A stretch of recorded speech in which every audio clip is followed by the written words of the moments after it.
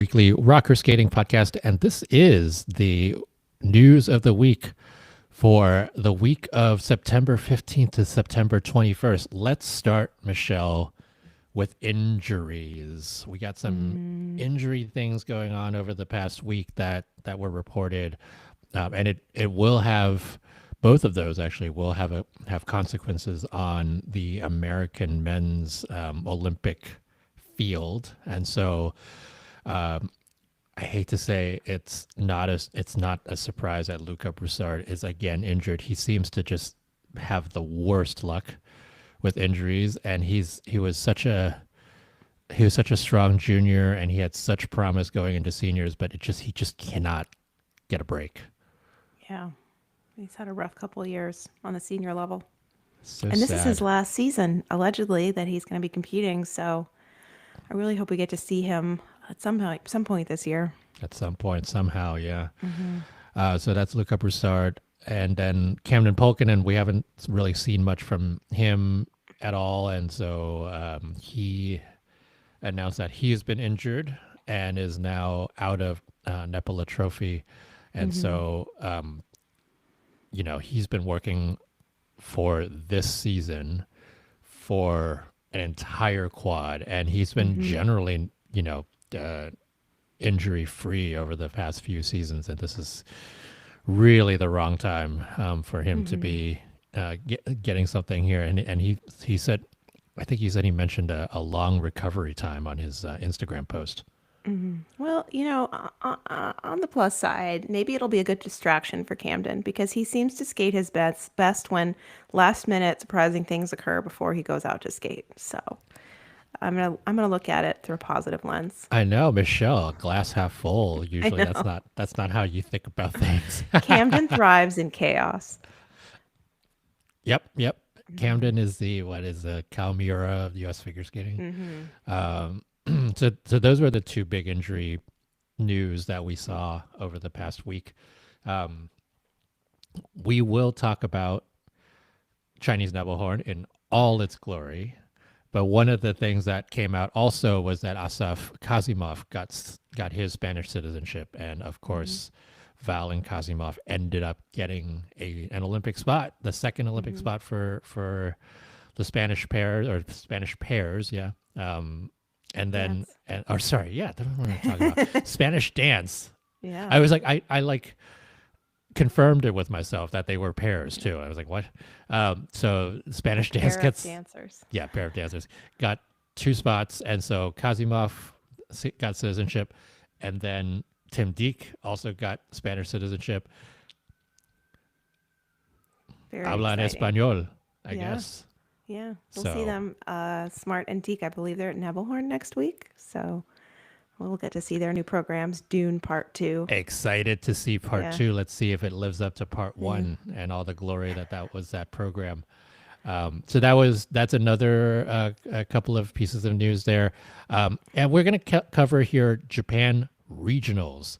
And the reason we talk about regionals for Japan is because there are so many good skaters Hmm. that actually have to go through regionals because of either because they want the extra practice or because they are not automatically by kind of bide Hmm. Hmm. to either sectionals or to nationals. And so there's actually a lot of generally very exciting skating in the regional competitions.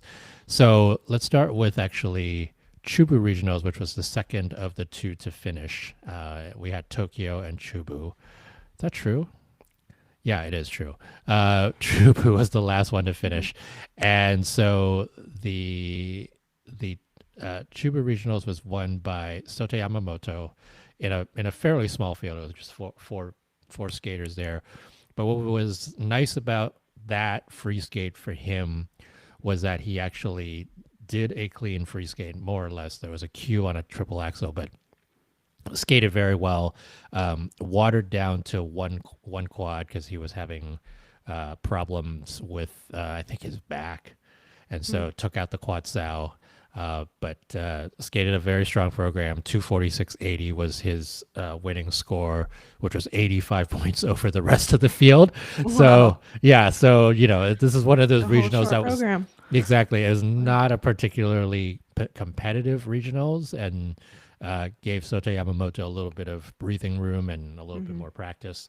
Um, on the women's side, this was competitive, especially among the top two.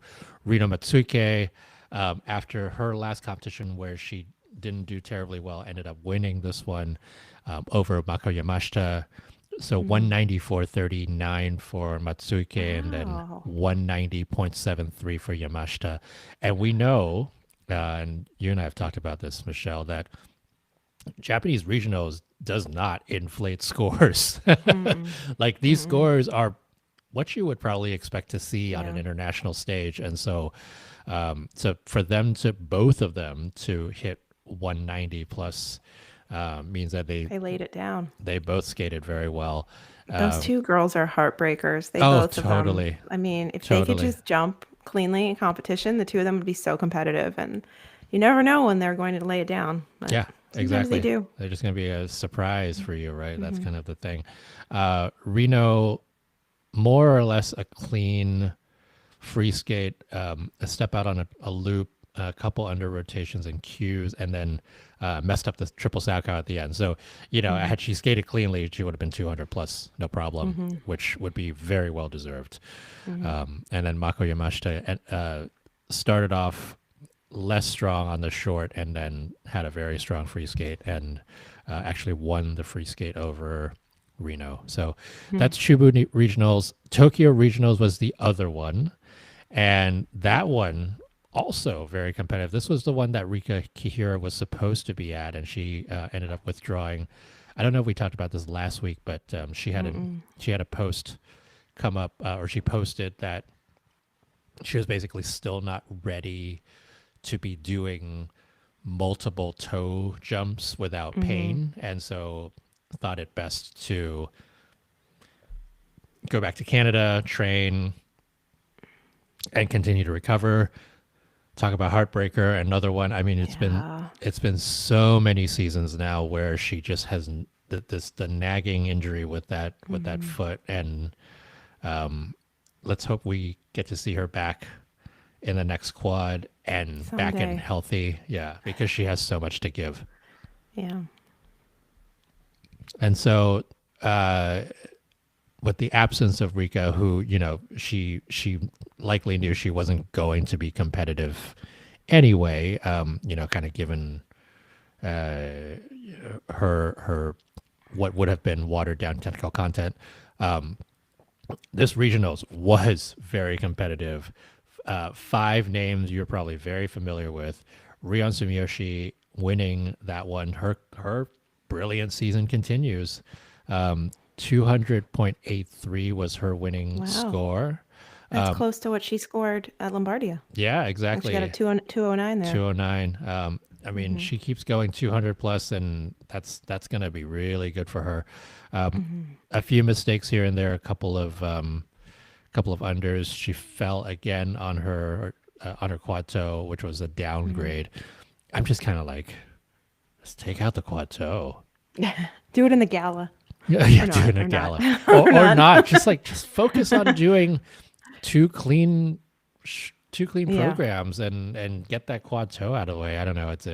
It was a thing. I don't know. I feel like the Japanese Federation, I mean, a lot of federations, but Japan in particular, they really like that kind of feather in your cap of having this one really high power element. Like we saw Mana Kawabe last Olympic season with the triple axel. She was hitting it so consistently, and it was like, you're going to be on the Olympic team because you have this triple axel.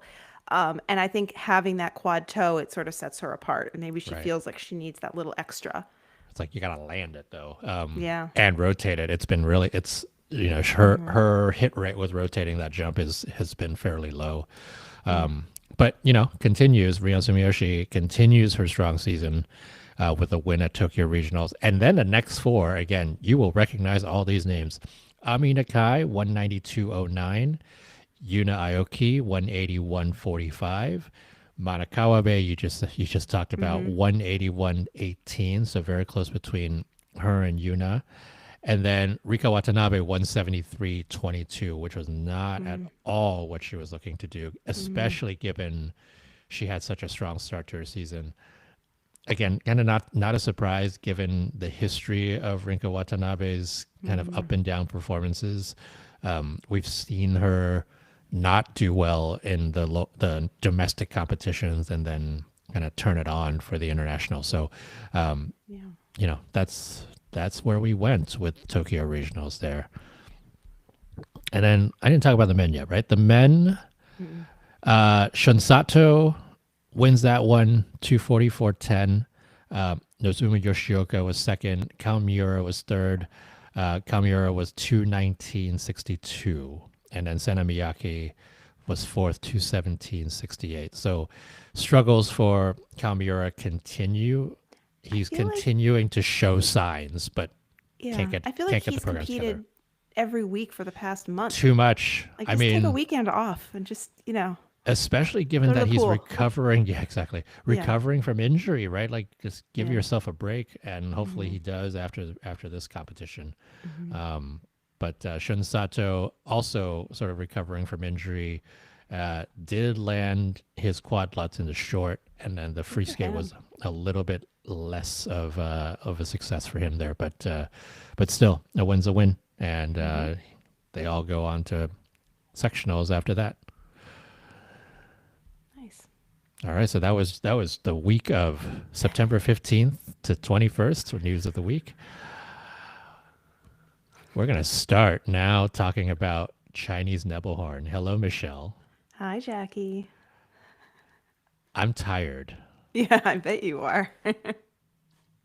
It is very rare that I am doing 3 all-nighters this Hmm. early in the season. Actually, it never happens. And then this ended up being a thing.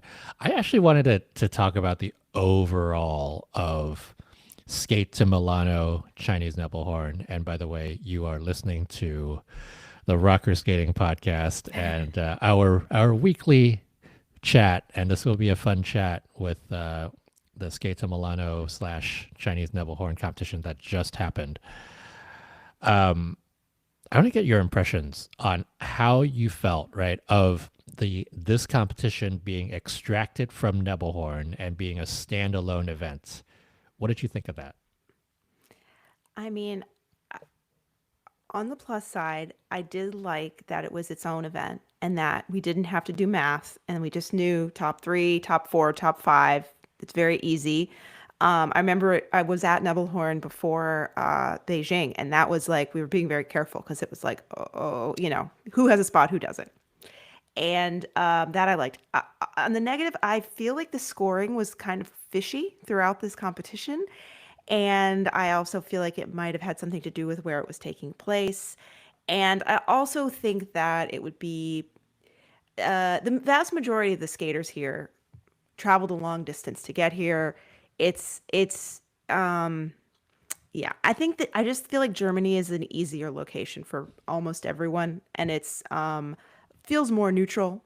Um, yeah, to put it A mildly. lot of a lot of on the surface and under the surface subtext there from you, Michelle. Mm-hmm. Mm-hmm. I was convinced I was not going to like it. Mostly because like Nebelhorn is such a tradition and has been such a tradition. Mm-hmm. But no, I actually really liked the extraction of this competition as its Yeah. own event. A lot of what you just said about kind Mm-hmm. of it's very clear who's getting us or who's trying to get a spot and Mm-hmm. who's not, right? Like everybody's Mm-hmm. trying to get a spot as opposed to at Nebelhorn where you're like, oh, these people are just here to get competition experience and they Yeah. actually, the stakes are very different, right? Whereas Mm-hmm. here, the stakes are all the same for everybody. Mm-hmm. And it was, it had this feeling of this air of importance that I feel like Yeah. Nebelhorn during the Olympic season didn't quite have because it was sort Yeah. of connected to something else. So I Yeah. liked that aspect of it. And we were Um, in the Olympic venue from we were in Beijing. the Olympics, yeah, exactly. Mm-hmm. So that was great. I think the other thing that was interesting was that I was looking at the list. I mean, I was up all night. I mean, there was one night where I was like, started at 10 p.m. and I ended at 9 a.m. Like Oh my it gosh, was a Jackie. long day, and somehow it was still functioning. But and that was like 25 women, It 26 was a men. lot. And then Yeah. if you added the Nebelhorn entries into that, had it Yeah. been a combined competition, it would have been like Yeah. 35, 40 people. We Like, would have so, had Hassan Volodine there I mean, and it was just who too, knows it who would have been else. too much. Yeah. And also I think what would have been interesting, what would have been different with that would have been that the scoring, I think, would have been Mm-hmm. maybe a little more inflated. I don't know. I felt Mm. like a lot of the component marks were generally well placed. Generally. Generally, we will talk about Generally. some of the ones that we didn't feel like they were Yeah. generally well placed. Um, but it wasn't like there wasn't a sort of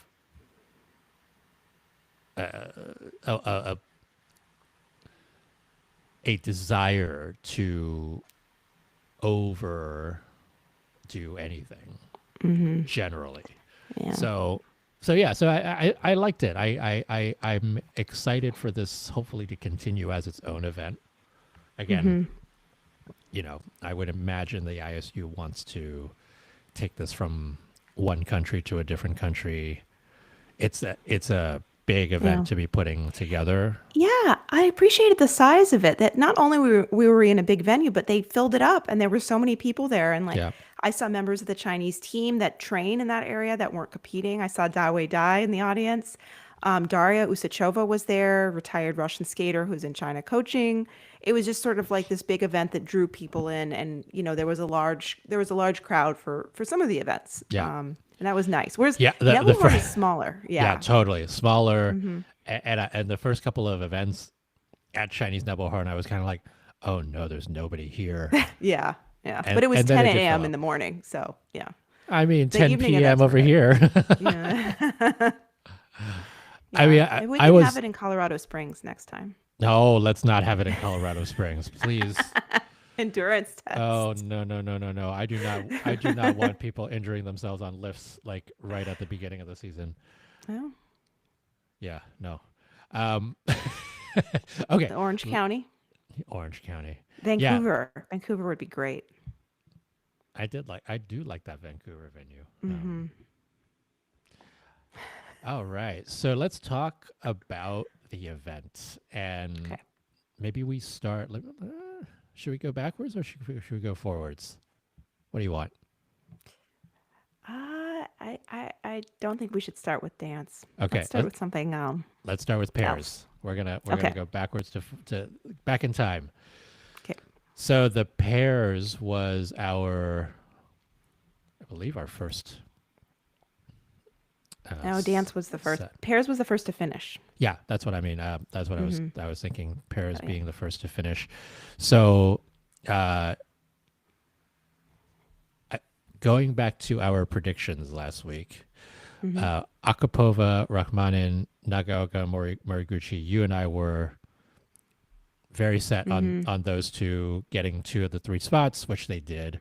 Nagaoka and Moriguchi was not as good as they were earlier this season, but the the quality of their skating just kept them up there, Mm-hmm. and they ended up getting third. I think they had some tense moments waiting Mm-hmm. for whether or not they were going to get that third spot. So they Mm-hmm. ended up, Akapova Rachmana ended up second, Nagaoka Moriguchi ended up third, and then Mm-hmm. Zhang and Huang Yeah. winning the whole thing and very deservedly winning the whole thing. Yeah. I thought they were You really know, good.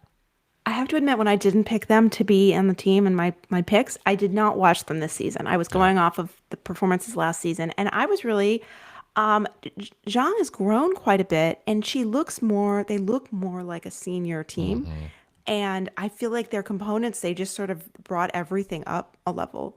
And the choreography Alyona Savchenko did for them was lovely. I mean, Yeah, especially like that transition into their death spiral in the short program, that was just delightful. they were very good. Their free skate was nice too. Yeah, Yeah. yeah, I really like them. And Mm-hmm.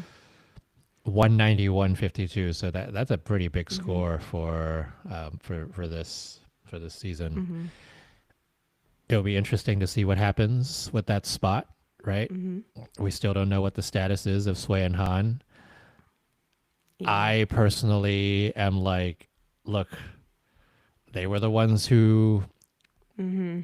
who got ready in time and put put their own stuff on the line to get Yeah. this spot for China. I think they deserve it. Mm-hmm. Had it been like, okay, Sui and Han and Zhang and Huang were both competing, and ended up being that Zhang and Huang were a little bit more ready. Uh, that's a little different than just like Mm-hmm. we literally have no idea what's going on with Sui and Han. So Mm-hmm.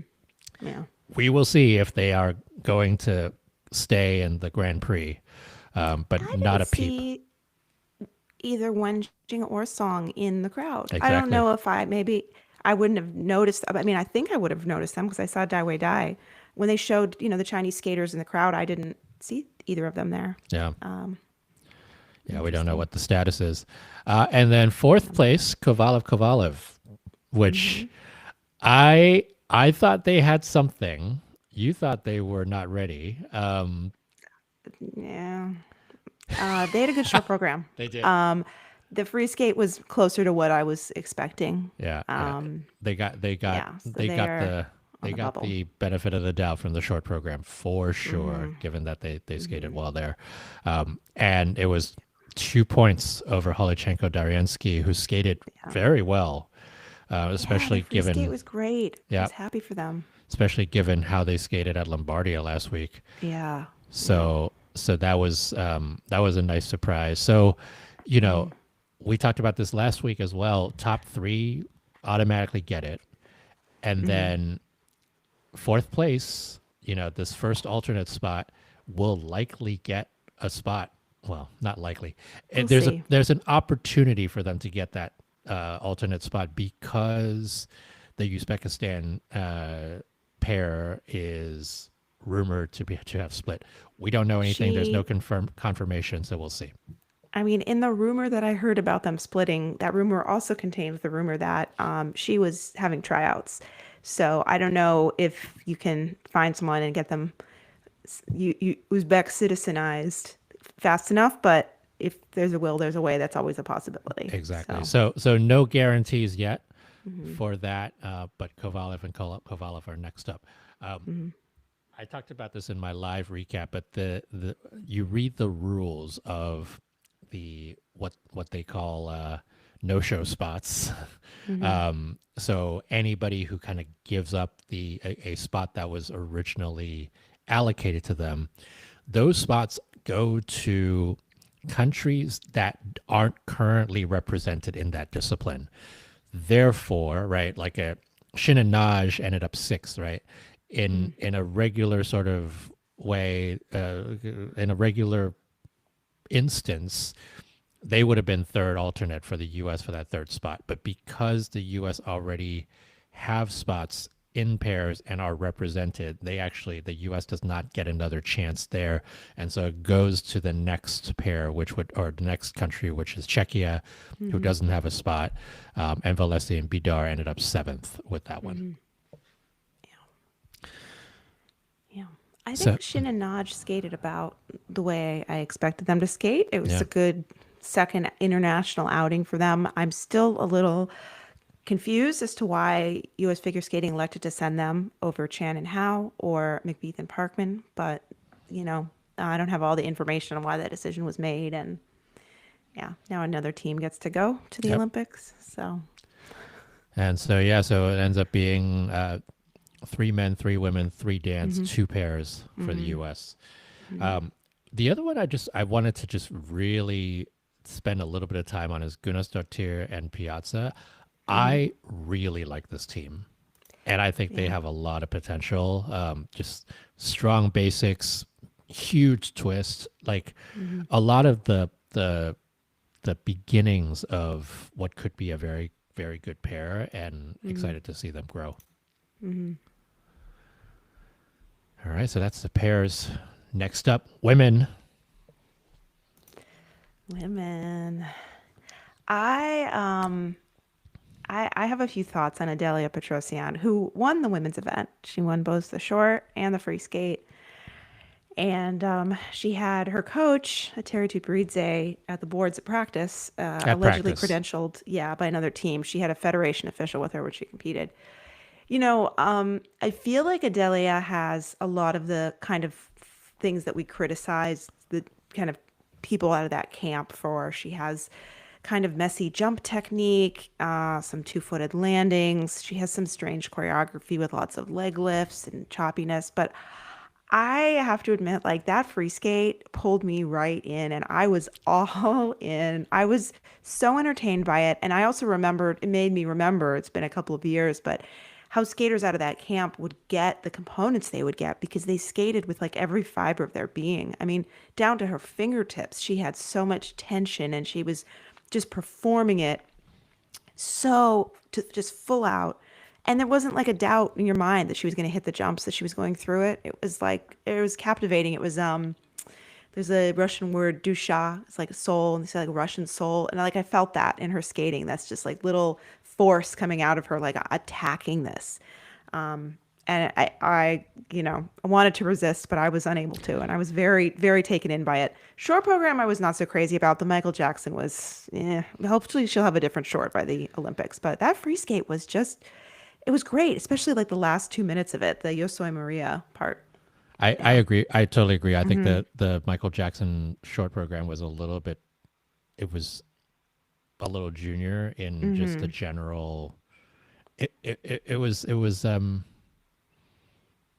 we've seen it before, and Yeah. it was sort of like, It's been skaters do. done. It's been, yeah, it's been done. And also there were so many music cuts in that Michael Jackson Mm-hmm. program that it was kind of distracting. Agreed about the free skate. She is a performer. Mm-hmm. She does she does perform to the music very Mm-hmm. well. The thing that I was noticing, and this does happen with the skaters from the Tuparitsa camp, which is their stroking is not effortless. Yeah. And hers in particular, I think there was a lot of pumping of the upper Mm-hmm. body, right? Like you're when you're doing that, like there's skaters who get power through literally the lilt in their knees and their Yeah. ankles, and there are those who pump their upper body up Yeah. and down in order to try to force that power, Mm-hmm. and those are very different techniques of trying to get speed, and the ones who are really down on their ankles, especially, right, the ankle strength that Mm-hmm. Jean-Luc Baker and I always Yeah. talk about when we do practice.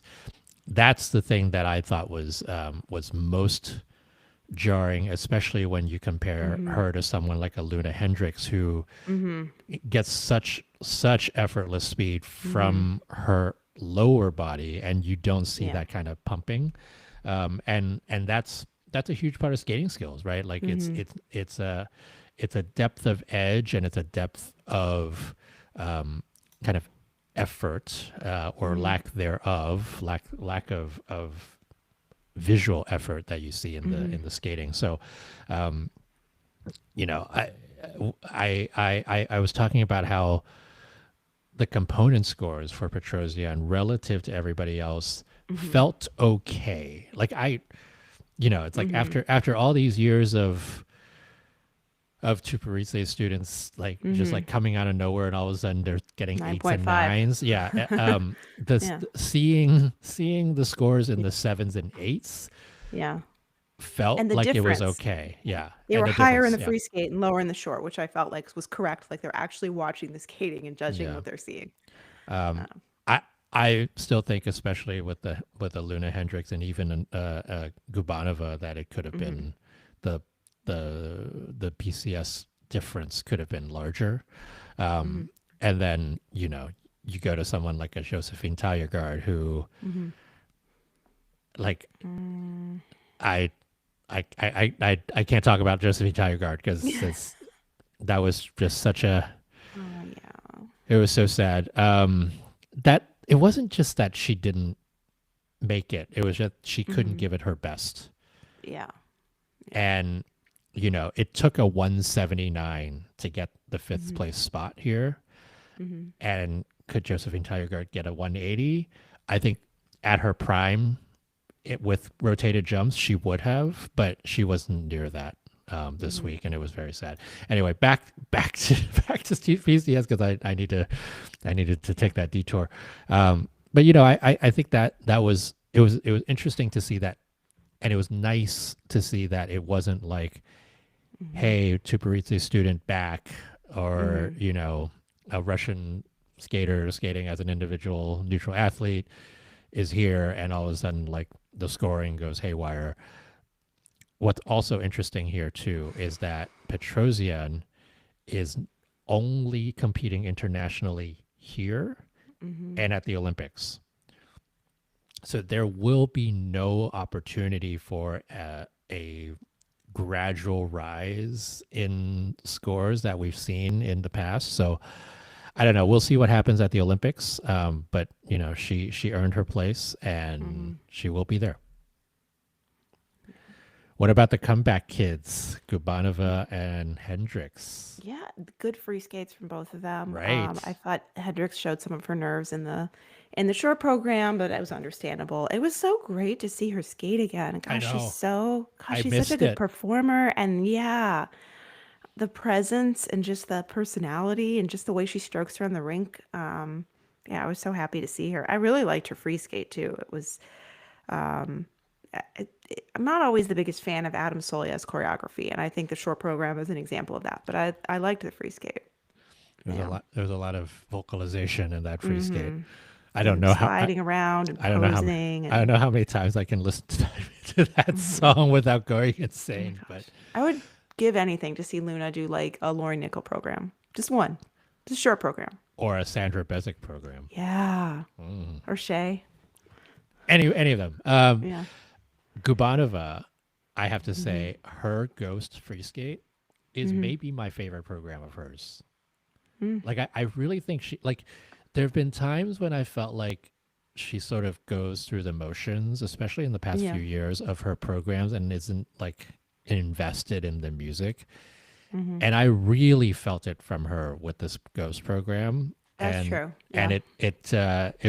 it's different. It felt Hmm.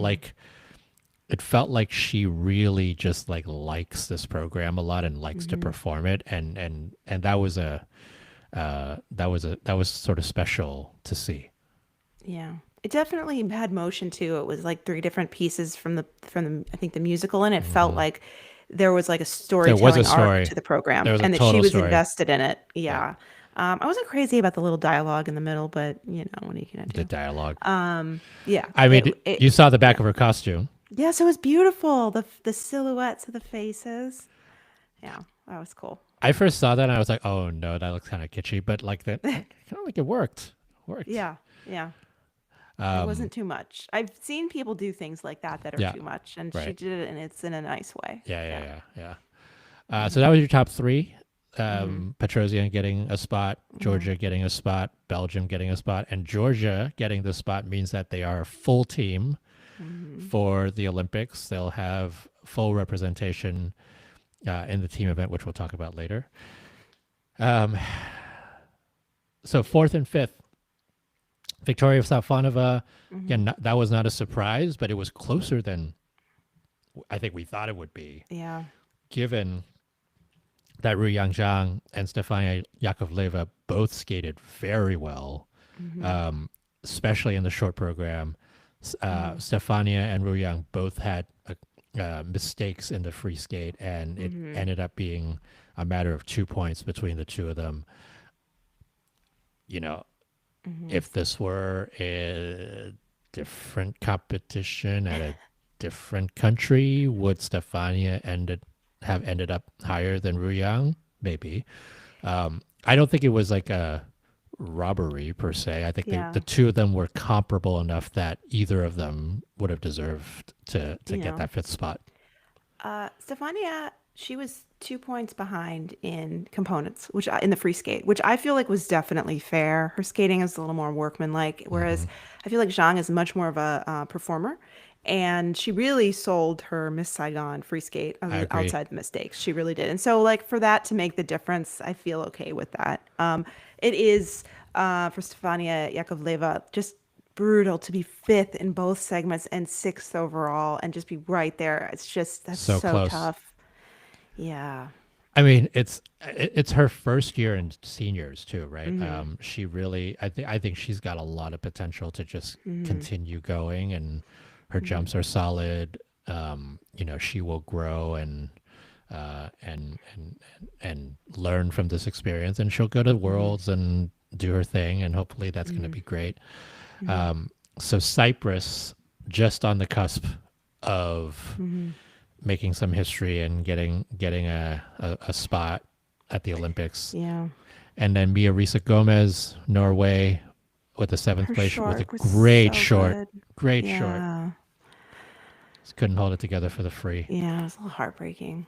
I It mean, was interesting. Oh, go yeah, no, go ahead. ahead, finish. No, it was interesting watching Safonova in her free skate. It was like she was so focused, she was so determined, but it was like she was doing everything but moving her face. She was so stoic. And at the very end, she finishes done and then gives this little half smile, like, I did it. Yeah.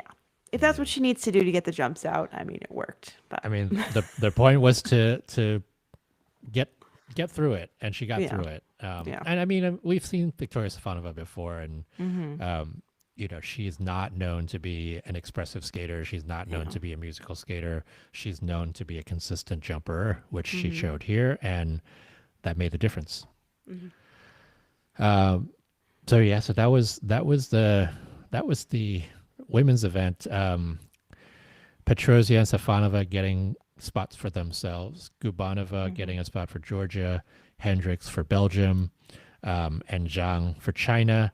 And at this point, because China had gotten two new spots, right? They have the men's Mm-hmm. spot already that coming in. They got a pair spot, and then now they've got a women's spot. They actually got into the mix for the team event Mm-hmm. because now they have qualified three of the four disciplines. So that finally rounds us out to 10 countries that are eligible for the team Mm-hmm. event. And again, we'll talk about that a little bit later. Um, I actually thought there was some great skating in this set of skaters here for the women's event. I thought Petra Mm-hmm. Latti was really good. Mm-hmm. I think Andrea Montesino's Cantu, like she's made a comeback this season after a couple of seasons where she like kind of looked kind of lost. Kristina Lisovskaya was really good, like very Mm-hmm. different kind of skater, very different vibe. Like it was a fun competition. I thought Mm-hmm. it was just generally strong. Mm-hmm. Yeah. Okay, we're gonna talk about dance now. Mm. All right. We have a lot of This thoughts, this and dance event was rough. it was rough in a lot of ways. Mm-hmm. And we'll start with the easy stuff. Reed Reed Ambrulevicius They were just awesome. blowing it out of the water. Awesome. Yeah. I 198. I said a couple weeks ago after their competitive debut that I thought they had brought back an old program, but it's not. It's a new program, which is very similar to their past techno Yeah. program. And it's like God is a DJ and has all this cool choreography that yeah, that they work with Sam Chouinard, and it was really prepared and they delivered it really well and they had a great skate, and they won both segments, and they se- secured their spot in Milan to finally make their Olympic debut after trials and tribulations of citizenship, Yeah. and then missing the free dance last year at Worlds, and yeah, finally secured. And it was so sweet. Kathy Reed was here doing a lot of support for the Japanese team, and then greeting Allison after she qualified, and it was very touching. Yeah, I mean, have her sister support. Allison Reed has been to the Olympics before, but she was Mm-hmm. 15 when she went to the Olympics. Yeah, It's yeah, been over a decade yeah. since she did that, and Saul, this will be his first Olympics, and Mm-hmm. so just very special for both of them, Mm-hmm. especially as you said, with all of the citizenship, travails that Alice and Reed have been through. Finally getting it Mm-hmm. late last year Mm-hmm. and ready to go. Like it's they're heading to the Olympics, and it's going to be great to see them. And I Mm-hmm. agreed. I think they're. I think last season their programs weren't as them Mm-hmm. as they've been, right, and they were sixth at Worlds 2 years ago, and you thought that they could build from that, and they didn't. And I Mm-hmm. think this is kind of a return to form for them. Mm-hmm. Holly Harris, Jason Chan getting Australia a dance spot. Both of those teams were easily above the rest. Mm-hmm. And let's That talk was. about the rest. Mm-hmm. Okay, let's talk Well, I about want to Harris and say Chan. Let's go there. one thing really quickly about them. That was the best I've ever seen them skate. That free dance. Like I've never seen them perform that well. To be that on, to have that kind of emotional release when they were performing. That was just they really threw down, and it was good for them. I don't know why I'm so eager to talk about these next five because Yeah, that was really upsetting. I'm still having conniptions about it. So, in our preview, we talked about Wong and Liu, and I think you picked them as someone who's going to be on the outside on the bubble trying to get a spot. And I said I didn't really think that they were going to be in the mix based on their early performance this year. And I definitely think they skated the way that we thought they would, maybe a little bit better, but they were scored much more generously than almost anyone else in this field. Really, really generous scoring. And, considering their speed, the places that their programs were, their conditioning. And then, I think it was a moment where we really saw the panel sort of manipulating things to put them in a certain position where they would get an Olympic spot. And I felt that was pretty clear that that's what was happening. They were put in fourth place, and by holding other teams down. In particular, Reitan and Meyerov, the Swedish team. But I think a couple other teams really suffered the consequences of very strict calling to enable this result to occur.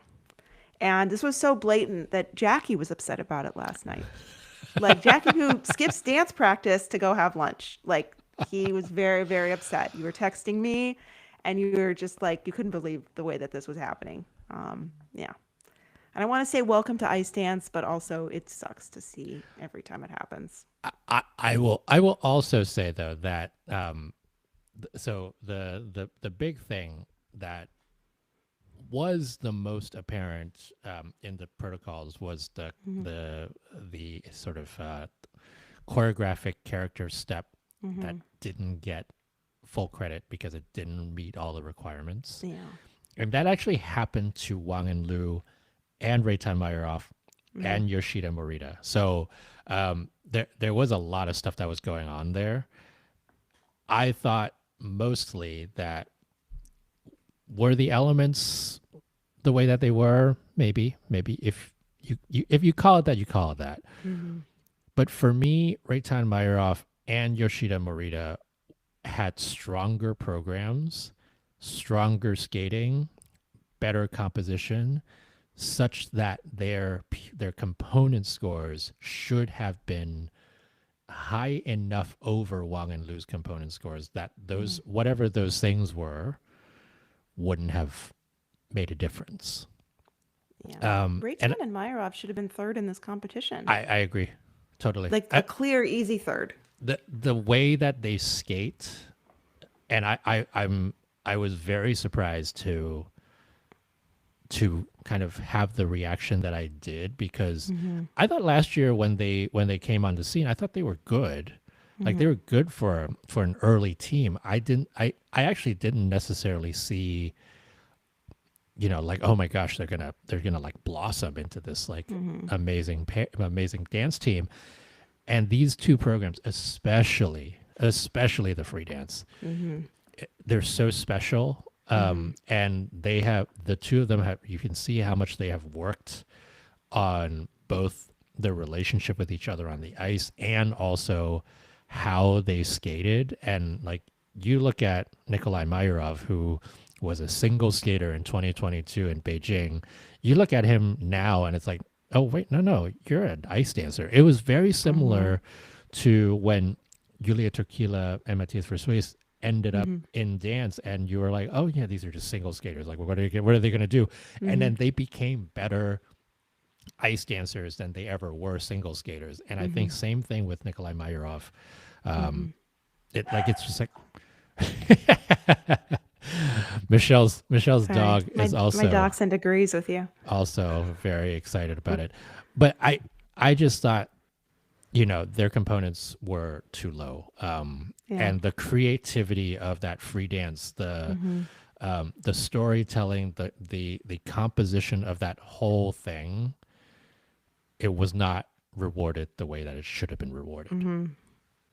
Ice dance can be kind of obscure sometimes when you're watching it, and it allows for these scoring inconsistencies to happen. But sometimes people skate so well that it's just apparent that they deserve a certain set of scores. And it's like in this case, that team went out and they just really delivered that very creative material extremely cleanly and with a lot of just emotion and passion. And the fact that we could hear the commentators, Henry and Ted Barton, talking about it, and watching them watch the scores come in, you could feel something fishy was happening, and it's frustrating. I want to say on the plus side that the Swedish team, is in fifth, so they are the first alternate. And like we discussed before, we don't know if Finland is going to be able to actually use its second spot. So if they give it back, that Right. they will get it. But still, it's frustrating. Still, like you want to feel like you earned that one right Yeah. outright, as opposed to Yeah. having to wait. Now, Mm-hmm. I I was having that same cascade of emotions because I was watching all the Mm-hmm. elements and the calls and everything.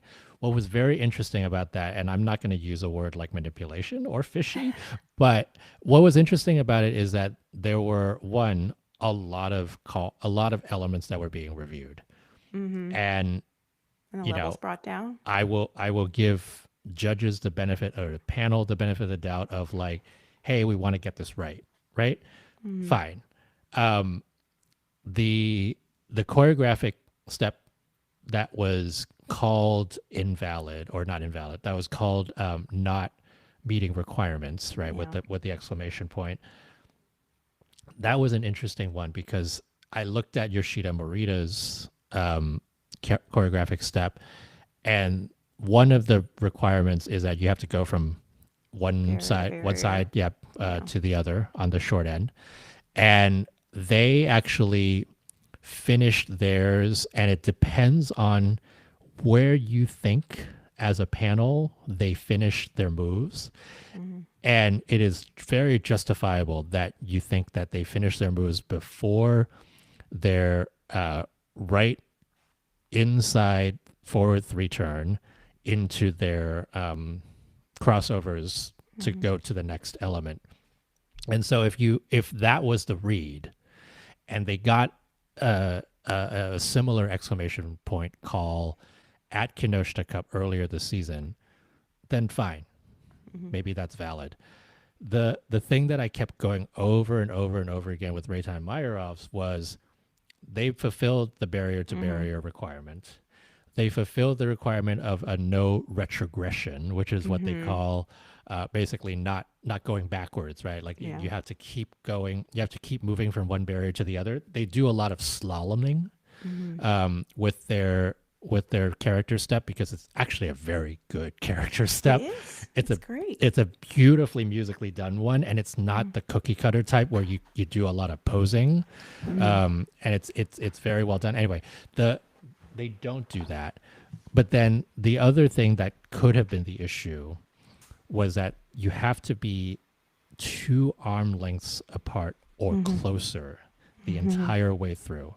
And there is one instance after I watched this thing like 20 times Yeah, over and where over. they were just far enough where if you go blade to blade, they were 2 arm lengths apart. If you went center of mass body to center of mass body, they were maybe just beyond that.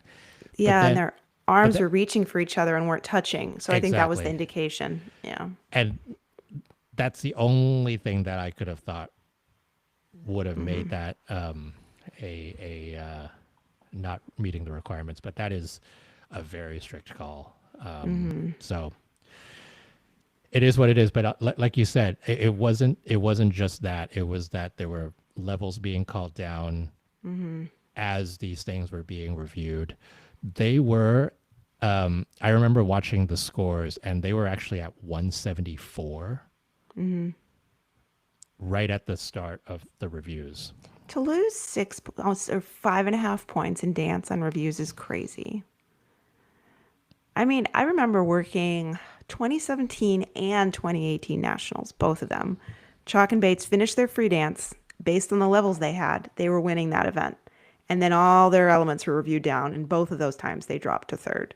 And it's just interesting. It's frustrating to see it because it's like, I feel like you want the callers to get things correct, but I also feel like you review anything enough, you're going to find something you don't like about it. That's the thing that happens, right? And we see Hmm. this in single skating a lot, which is if you are a skater who has a history of under rotating jumps, you are getting a lot more scrutiny than Hmm. everybody else. And like you said, if you review something and you slow mo it and you do all the things, there's a Hmm. likelihood that something is going to get called, Hmm. and it's the same thing with single skating. And so Hmm. anyway, not to belabor the point because I belabored it too much. I Rayton Myrov, good on you for Hmm. just making such amazing, phenomenal Hmm. progress, and I look forward to seeing more of that. So Val Kazimov end up with that second Spanish spot. Hmm. Wang and Liu end up with the last dance spot that was given out. Rayton Myrov gives Sweden the first alternate. Hmm. Hungary gets the second alternate. Japan gets the third alternate. Hmm. And there's some interesting things there, right? Because Japan, because they're in the team event, um, in all likelihood they will qualify for the team event. And Um, in all likelihood, we'll get a medal. in Hmm. all likelihood, we got a medal. Yoshida and Morita will skate in at least the team event unless something weird happens Hmm. with Japanese ice dance. Um, so they shouldn't be too disappointed, Hmm. given that they will be going, in all likelihood, they will be going to the Olympics again, unless something bizarre happens during the season with Japanese ice Yeah. dance. And the Italians, Paulina and Tuba, were eighth. And Italy is not going to get its second ice dance spot. So it'll just be one team in Milan, presumably Guinard and Fabri. But we still haven't seen I haven't them seen them. or heard what their programs are. I saw Barbara Fuzarpoli in the kiss and cry with the Hungarians, and I was like, Barbara, I want to talk to you. I wish I were there. I want to flag her over. I'm like, what's going What is on? happening? Yeah. All right, let's go to the men because that was the anchor of our competition today. Yeah. And I have after another quibble about technical calls in this event. So, after many, many, many hours, this was the hmm. final event of the of Chinese Nebelhorn, and not a surprise. Peter Gumenek ended up winning. He was expected to come in and win the whole thing, and he did by 34 points over the rest of the field. Hung Young Kim, kind of a surprise second, Hmm. but actually maybe not a surprise second because that next set of skaters were going to be so close. Hmm. Donovan Carrillo with a bang up short program, the best Yeah. skate of his life. And luckily he had that because he would not have survived the free skate Yeah. had he not had that Yeah. brilliant short program. Gets third and a spot for Mexico. Kirilo Marzak, similar to how he did at Lombardia a week ago, came and did his thing. And we'll talk about what happened in the locker room Hmm. also. Um, Gets Ukraine a spot. And then Chinese Taipei, Taiwan gets a Yeah, spot. Taiwan. Yushang Let's Li. go. Ooh, I mean, that was one of the most joyous free skates that I've It seen.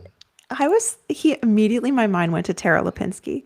The way he was so happy after every jump and he just would land and just joy on his face, like mouth open, smiling, look at the judges like, And yeah, yeah, I hit that. yeah, I'm he gonna was go do just another one. looking at the Yeah. judges, being like, hey mom, Yeah. Yeah. And it's like infectious because I'm watching him and I'm smiling. yeah. He's just so happy. And it was a great free skate for him.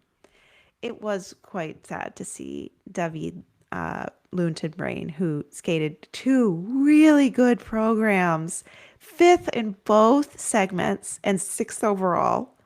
Much like we saw happen in the women's event, sixth, he is right on the bubble. He is the first alternate for Monaco. When I said last week that David Ludenbrain was my sentimental favorite, Yeah. I didn't believe it myself, to be Mm-hmm. honest with you. I love this guy skating Yeah. so much. And to be sixth, the Olympic qualifier with no triple axel is amazing. No Yeah. triple axel, no quad, he's sixth. This was what we were talking about last week, right? Mm-hmm. We were saying that the triple axel would be necessary for him. Mm-hmm. And yeah, And it it came sort of down ended to up a spin. it ended up being that way, right? Like that if he had done a triple axel, which my guess is the triple axel Mm-hmm. wasn't consistent in practice and he decided to take it out to be clean. You're Mm-hmm. right. It ended up being a spin. The Mm-hmm. very last thing that he did Mm-hmm. in that free skate was the thing that took him out. And it was just Brutal. it was an errant jump to the to the back sit spin. He just Mm-hmm. lost, who knows if it was a loss of concentration Mm-hmm. or I don't know what, but that cost him 2 points. Crazy. And that was the difference between sixth and Yeah. fourth. Like not even sixth and fifth. Like he could have been in fourth place. I want to make a quibble about his components too, because when Yes, you look at the please. components that the other skaters got, I mean, he got, where is he? He got a 73 in components. Uh, Piotr Gumenik, I don't know how we're going to say his first name. I guess I'll go with Peter. Peter Gumenik. He got an 80. And I mean, where does that's 6.5 points? Like, that's not, no. I mean, how does he beat David Lutenbrain in components? I don't know how that happens. I mean, I'm that's the very thing. confused That's because the he thing does about quads. yeah. Well, that's the thing about David, right? Like Mm-hmm. he has never been known to be a consistent skater, period. Mm-hmm. And so the scores that he generally gets are not like huge scores and the Mm-hmm. components end up going down. And like, there's a heuristic of like, what did you get last time? And, Mm-hmm. it's unfortunate because you watch David skating versus everybody else Mm-hmm. here, and the basics are so strong, the Mm-hmm. musicality and the composition are so strong, and Presentation is beautiful. if you had his components the way that they should have been, that last spin shouldn't even have been an issue. Yeah. Yeah. Mm, we need justice for Monaco. So many feelings. Um, Um, yeah, so that was your top five and your alternate Francois mm-hmm. Pitot He had a with rough day. with such a nice short program and a Mm-hmm. cushion going into the free skate, and he couldn't get it together. Mm-hmm. He He was ended up every jump. He was like losing it. Yeah. he ended up doing an emergency triple axel at the end Mm-hmm. and salvaged some points, but it was just too little, too late at that point. Mm-hmm. Just too many Yeah. mistakes, too many pops. Like it was unfortunate. Yeah. So France does not get that third spot Yeah. for the men. And he doesn't get the second alternate spot either. He goes to Georgy Rishchenko Yep. from Czechia. Well, speaking of Georgy Rishchenko, he was given a deduction for a fall that he should not have get done. Like Get on the soapbox. what the heck was that? Like he literally it was on the axle, and I remember looking at the scoring, and I was like, oh, they're reviewing the axle, they're gonna take off that fall, and Mm-hmm. I went back over and over and over again to Mm-hmm. that in like different angles, like the original replay and then the slow mo replay. Mm-hmm. Not one part of this signaled that his weight was anything but on his blades. Mm-hmm. Like there are much more blatant step outs and hand Yeah. downs where the weight of the body is more on the hands and they don't get called as falls. And I like it wouldn't have made a difference Mm-hmm. that one point in the scoring, but like what in the world? Like how do you get a -1 for a step out? Mm-hmm. Like it just I don't understand. I don't understand what happened there. Yeah. Well, I had a lot speaking of of feelings during speaking this of, the you last know, I hour. feel like the panel went in the other direction for Gumenik, who attempted 5 quads. Um, only only 2 of them were called completely clean. I have a big problem with his second element, the quad Lutz, which he landed completely forward and he didn't fall, but he really flopped out of it. And he had a really big assisted takeoff where he had a whole blade assist, lots of pre-rotation, and he gets an under rotation call for that. And I think just on the landing, it should have been a downgrade. And I know we're not doing frontal downgrades yet in the ISU, but like that was not that was maybe 2.5 rotations in the air. Like, come on. I had a big issue with that. And then also Gumenik, like, he very admirably attempted a lot of really difficult elements, but his components were so high you would have thought he skated this beautiful program, and there wasn't a lot there. It was very much setting up quads and doing quads. He did attempt 4 different quads, which is very impressive. Flip, loop, Lutz, and Sow. But the component inflation was upsetting me as well. I was just not there for that. So not that I'm going to defend that call, but the whole thing on the difference between a Q and an Mm-hmm. under and a downgrade is that a Q is a quarter turn or shorter, Mm-hmm. right?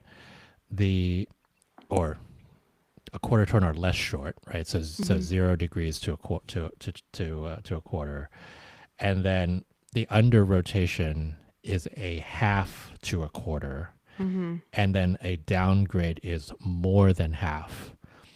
And if you just looked at the direction of travel and just looked at where the blade hit, Mm-hmm. you can make a case that it was right at the half, Okay. That's which generous, though. which They're is very very generous with it him. totally is very generous. Like in most cases, a half you would see a downgrade. Mm-hmm. Mm-hmm. And I think, there are other instances in this event where they were not generous, like the one we just described. And I think it's just, I want to see equivalent strictness across the board. If you're going to be strict, yep, exactly. If you're going to be Yeah. lenient, be lenient with everyone. If you're going to be Mm-hmm. strict with everyone. Yep. Mm-hmm. Yeah, I was all kind of drawn in again in the women's event, watching the neutral skater from Russia. But in the men's event, it wasn't quite the same effect. I thought, yeah, there was a lot of work behind his skating, and yeah. Yep. Can we talk Kirilla Barsak real quick and what Yes, happened? yes, he was the victim of a robbery. So he announced, I think he posted it on Twitter. It was on Someone Instagram. on Instagram, yeah. So in skating events, you people often throw stuffies on the ice, and the sweepers, the flower girls, they collect the stuffies and they put them in bags, and there's a name on each bag with the skater's name so they can go and get them backstage. And he went to get his, and not only were his gone, but they had ripped his name off and left the paper on the ground. So someone stole his stuffies from the short program that were thrown by the fans, which is like just so mean. And clearly, someone with backstage access did it. Who did that? Who would do that? And also he did the sort of classy skater that he is. Mm-hmm. He saw the comments, he saw Mm-hmm. the support for him, and he went back on Twitter X and qualified it by saying, "Look, I don't think it's any of the neutral skaters or Mm-hmm. the neutral athletes. Like there was not a Yeah. he wasn't pointing fingers at anyone, and he wanted to make sure that people understood that. Mm-hmm. But agreed, like just like what the heck, what was that? Yeah. Like And you of don't course, hear it's about like something like this. the Ukrainian skater this happens to, who's like training Yeah, away from home because yeah, what's going on exactly. in his country. Yeah. Yeah, but despite the theft of his short program stuffies, he skated a pretty good free He skate and got did. himself a trip to Milan. He did. He So did. good for Ukraine. All right, let's talk about the team event because all of this had implications on the team event. And like I said earlier, right, we came into this Hmm. competition with 9 countries that were able to get into the team event or eligible to get into the team event. And by that, I mean you have to have qualified at least 3 of the individual disciplines as a Hmm. country in order for you to be eligible to be in the team event. So, you know, if you had 2 really good single skaters only, like Hmm. that doesn't get you in. And so coming in, it was 9 countries. Leaving, we have 10 countries, China being one of those. And Hmm. also, Georgia ends up getting a 4th spot. And so they are a full team. China gets a second, third, and 4th spot. And Hmm. so they become a full team. And so Canada, China, Georgia, Italy and the U.S. are the 4 countries that, or 5 countries that have Hmm. the 4 disciplines qualified, and so no problem with that. Whoever it is that will go and the individual event, they will pick from that pool who will make it to the team event, and then France, Great Britain, Japan, Poland, and South Korea have qualified 3 of the 4. And so the question that a lot of people have been asking is, so what happens to that 4th discipline that they didn't qualify in? What happens is there are 5 skaters that are allocated for something like this. So they originally Hmm. allocated for if the host country didn't qualify into a discipline, they could, say Italy didn't qualify a women's spot, right? They could have used one of those 5 athletes to bring on one person for that discipline. They qualified all 4, so that's a moot point. And so those 5 athlete spots now go to the team event, where the remainder of the teams that don't have an individual spot for a discipline, they can use those spots to then fill up their team. Now the interesting thing is this is athletes. I have read this over and over again, and it very clearly um, says skaters rather than skater slash couple, which Hmm. they're very good about making sure that when you're talking about a discipline versus when you're talking about an individual person, they do it like that. Hmm. And so that means there are 5 athletes that are available. Now, with these 5 countries, it's not 5 single skaters, right? And so Great Britain has a men's skater that they need to fill. France has a pairs team, so 2 skaters that they need to fill, so that's Hmm. 3. And then Japan has a dance team that they need to fill, so that's 2 more, so that's 5. Poland has a dance team, 6, 7. Hmm. And then South Korea has a pair team, 8, 9. So 9 athletes need to then come into play. They only have 5 athlete spots. And the way that this will be allocated out is when at the end of the Grand Prix series of this season, all the standings and the points and all that stuff will be tabulated across these 10 teams, and whoever is highest in that tabulation of calculation will be the ones who get those spots earliest. Hmm. And so you would expect that to be Japan, Hmm. given how strong they are everywhere else. And So then, that's 2. yeah, that's 2. You would expect it likely to be France as your second one. It's So another that's 2. 2 more. Now, if Kovalev and Kovalov end up getting the alternate spot, then that also becomes a moot point, and that Hmm. ends up being 0, right? So TBD. And then the next one down, we have Great Britain, we have South Korea, and we have Poland. And you're probably going to be South Korea, Yeah. but South Or Korea Great doesn't. Britain. but South Yeah. Korea doesn't have a pair, Hmm. and they will not have a pair, very likely, for Hmm. the Olympics. So that's a moot point. So then you go to Great Britain, who needs a Appleby. men's spot. Yeah. So that the gymnastics of this whole Yeah. thing, the I figure I skating also gymnastics of this whole thing. meant to Um, say Edward Appleby. He looks a lot like Mark Andriatuk, and I turned it on and I was like, wait, no, it's not him. Um, but anyway, he's a, probably safe a much for taller one. getting a team event spot, Yeah, but we'll exactly. see. So Japan, two dance spots.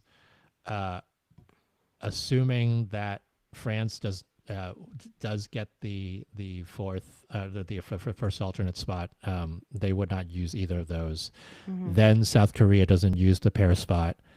Then Great Britain will use the men's spot, so that's three, Hmm. and then Poland uses the dance spots, which is then coincidentally fills out our five. So Hmm. so I think that's probably what's going to end up happening. But we will see. There's still a lot of skating to be said, and also a lot of eyes on these alternate spots. And the ISU, I was looking at these at the whole dates, right? Hmm. Um, the ISU has until January 25th to Oh, that's for reallocate. Europeans. Yeah, to reallocate any unused quota spots. You know, I feel like all of this like judicial economy with the limitation on the spots and the lowering of the number of entries in each discipline also has to do with the Olympics wanting to have like a lower number of people in total, Yep. and housed, credentialed, etc. And I think that's where it comes from, because I remember in Sochi when they had the team event for the first time, it's like anybody with enough points, come on down, bring whoever extra you need, and they come for the team event, they go home. Yeah. But it's gotten tighter. Yeah, for sure. Well, It's our longest episode yet. it was, and the Grand Prix hasn't even I started yet. know, crazy. Um, so that was Chinese Nebelhorn. Michelle, Hmm. I'm going to ask you something different this week Okay. to close our segment here. If you had a magic wand, and the magic wand can be as magical as you want it to be, Hmm. who would you send to the Olympics who has not gotten a spot? I mean, I feel really worked up about the Swedish dance team right now, so I would send them. Also, speaking of Sweden, I mean, Josephine. Ugh, if I had the magic wand, I would have helped her have a better free skate. I would love to see her there, but um, yeah, and Japan needs more women's spots. I mean, I let's know. let's just like raise the quota for the women's event from, what are we at? 29 to 39. 39. And then we'll just send like all, and I don't know if a lot of people would complain about it if Japan had a team of No, right? 13. I mean, yeah, they probably would, but they could fill it out. I want them all. I want them all there. Yeah. I mean, I would agree with you about Josephine. Hmm. David, Yeah. David. Hmm. So sad. Yeah. Um, well, that it's all fun and games until people don't get Olympic spots. Hmm. That's kind of what happens. Yeah, it's rough. And it's just, this event was like heart-wrenching because you could see when people started making mistakes in their free skate, like they had a last like sliver of hope, and you see the hope leaving them and they're just like, oh, now I have to get through this program and I'm not going to Yeah, get it. yeah. Yeah. I did like there were some of the earlier skaters like Jarvis Ho, for example, of Hong Hmm. Kong, who skated so well. And for him, it wasn't about qualifying the Olympic spot. Like he knew that he wasn't going Hmm. to, given that he doesn't have the technical content to. But the Hmm. fact that he was able to really skate at the biggest competition of his life, like Hmm. with the most at stake, and be able to skate that way, Hmm. just really nice to see something like that happen. And there were a couple of those instances of um of that happening here, which was Yeah. just really really good to see. I thought the Armenian pair team really had a great moment when they finished their free skate. Like they were so excited to skate that well. And I watched when the pandemic started, I watched some of the Russian domestic competitions, and I remember they'd always have trouble getting through a clean program. Even in the short, they always had mistakes, and they had two really solid programs here, and it was really nice for them. Yeah. Shout out to Ari Zakarian, who came to this competition to support the Armenian team. I mean, that was great, and they got a pair qualified. So Ari Zakarian is everywhere all at once. yeah. I don't know hmm where he I don't know But where he he is goes. Armenian, and that's his team, and that was great. And it sounds like the Mark Henry talks to everybody obviously, and he was talking a lot about how much work that Ari does with these Armenian skaters, and it's nice for them to have this person supporting them, and yeah, There's one thing that we know about Ari is he is loyal. That is yeah, for yeah. sure. He's loyal to the people he works with. Mm-hmm. All right. So that is the biggest competition of the Mm-hmm. season so far. Skate to Milano, Chinese Nebelhorn, whatever we're calling it. It will no longer be called Skate to Milano because we're not skating to Milano after this. I guess it'll be Skate to the French Alps next time. Mm-hmm. Um, I kind of wish that this would just be the test event, right? Like, why not? What do you Instead mean? instead of having, how last season they Oh, had have the it in the Olympic venue. yeah, exactly. Oh, that would be awesome. And like they Yeah. had Road to Milano last season. That Mm-hmm. was at the test event Yeah. for Milan. Mm-hmm. Like, why don't they just have the test event Yeah. as this event? I don't know. Yeah. They probably, I think they're probably like IOC rules. You I need to think they do need it it sooner, beforehand. but Yeah, yeah. exactly. My brilliant ideas. Okay, so that is this week. Next week or this coming week, we're back on the Junior Grand Prix series. We will be in Azerbaijan with Baku, which is the next Oh, Junior nice. Grand Prix. And then we have competing Challenger Series events going on with Nepala and Nebelhorn going on at the same time. We're gonna have to like take disciplines, just break them up because I can't watch all this skating. This is the point of the season where I stop watching the JGP. Like I'm always all caught up to Agreed. here, and then I like it. I, I drop off. I Yeah. completely agree. Like Mm-hmm. this is where I'm like, okay, I need to like Mm-hmm. prioritize and Mm-hmm. unfortunately miss We're some gonna see. brilliant junior skating. We're gonna see some real good dance this week. I'm ready. Give me all the senior dance. I mean, what's interesting, right? Like you look at the season best scores, and Mm-hmm. the one discipline that does not have the big names quite yet has been the dance, Mm-hmm. and so we're gonna see those coming up. Mm-hmm. It'll Mm-hmm. be it'll be a fun weekend of skating. I don't know if I will survive it, but it will be a fun weekend of skating. Yeah. Well, good luck. Well, good luck to you too. All right. Well, that does it for this really extra long episode of the Mm-hmm. Rocker Skating Podcast. Thank you to our sponsor, John Wilson Blades, as always. Thank you, Michelle, for. Unfortunately, you didn't stay up with me to watch all of this stuff, but I really thought I was going to, I and then thought you it were didn't too. happen. I stayed up for the dance. You did, yeah, yeah. Mm-hmm. The text stopped after the dance, Mm-hmm. um, but thank you for, as always, nerding out with me on all of the skating, and thank you, as always, to Tara Nichols for making us sound good. And this is Jackie Wong. I am the chief skate nerd of rockerskating.com, and we will see you again next week. Bye. Bye.